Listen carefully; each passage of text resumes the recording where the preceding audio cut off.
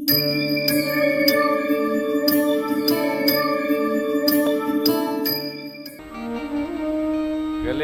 1 number वाले महाराज जी ने प्रश्न किया, परम आदरणीय कुलदीप जी महाराज राम कथा कहते हैं, उन्होंने एक प्रश्न किया कि महाराज श्री किसी को कोई मूर्ख बनाकर और उससे धन आहरण कर लेता है, उसका परिणाम क्या होता है? प्रश्न बहुत उत्तम है, विचारणीय है, ठीक है। अब देखिए उत्तर बड़ा सरल है और बड़ा मधुर है, बड़ा छोटा है। जो मूर्ख बना रहा है धर्म के नाम से, वो किसी को बना नहीं रहा है, वो अपने को मूर्ख बना रहा है। क्योंकि धर्म के, सत्कर्म के, भगवान के, वेद के, गौ माता के, विद्यार्थियों के नाम से जो भी कोई भगत दान पुण्य प्रदान कर रहे हैं, वो तो उस सत्कर्म के नाम से प्रदान कर रहे हैं। तो भगवान की डायरी में, रजिस्टर में उनका फल उनको अवश्य प्राप्त होगा जिस निमित्त वो प्रदान कर रहे हैं। मूर्ख वो बनेगा जो उस नाम से लेकर और अन्य काम में लगा हुआ है। भगत मूर्ख नहीं बनता, भगत तो भक्ति के नाम पर दे रहा है, उसको कोई क्या ठगेगा, उसकी क्या मूर्खता है। देखिए कुछ सिद्धांत हैं वो बड़े अटल हैं। कोई आपसे गौ माता के लिए ले जाए, देते रहो, पूछो नहीं गौशाला कहाँ है। आपको गौ माता की सेवा का फल प्राप्त होगा।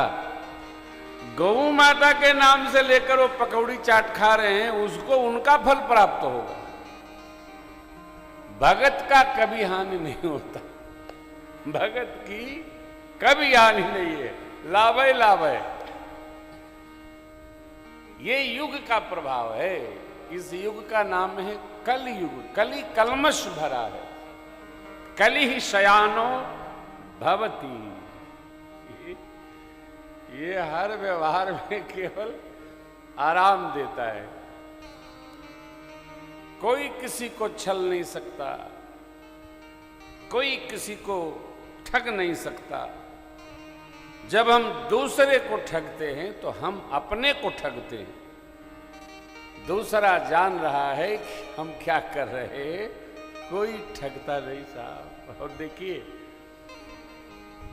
मैं निवेदन करूं, कर्म का फल अपने कर्ता को 7 तल धरती के नीचे भी ढूंढ करके फल खिला देता है। इसलिए सावधान रहिए।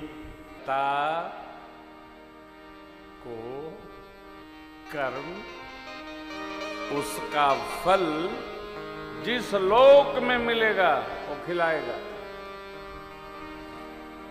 इसलिए कर्म की प्रधानता है। देवगुरु बृहस्पति कहते हैं देवराजेंद्र से, कर्म प्रधान विश्व करि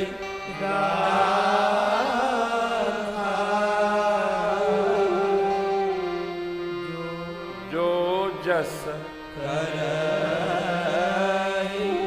सो तस फल। इसलिए कथा के माध्यम से हमारी आप सभी से प्रार्थना है, कर्म को ठीक रखा जाए।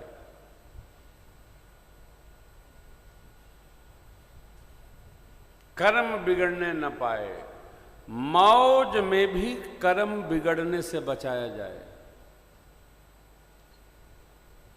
आपने सुना होगा एक पद है, बुरे कर्म का बुरा नतीजा किया नहीं तो कर देखो। जिसने जिसने कर्म किए वो जाकर उसका घर देखो। अच्छे कर्म का फल अच्छा होता है। महाराज जी, आपका कर्म वाला प्रश्न आज दोपहर में आया था। कर्म नष्ट नहीं होता।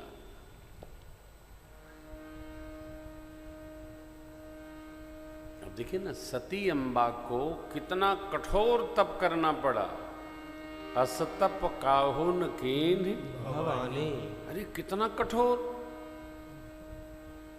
संबत सहस मूल फल खाए, साक खाए 7 वर्ष गवाए।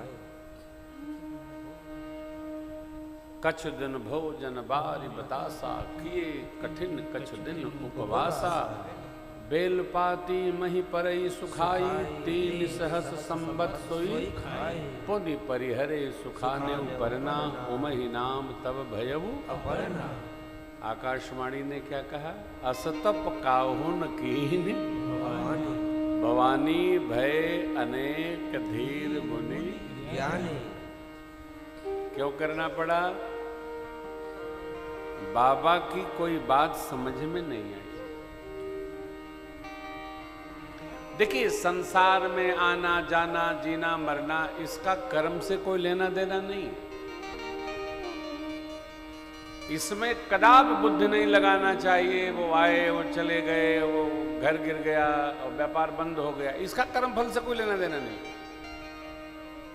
जीव के कर्म उसके विहार और व्यवहार में उपस्थित होते हैं। जो जैसा हम जैसा करेंगे, हमारा फल हमारे सन्मुख।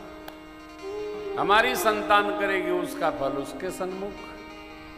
उनकी संतान करेगी, उसका फल उनके सन्मुख। इसलिए सर्वकाल हमको आपको कर्म के प्रति सावधान रहना है।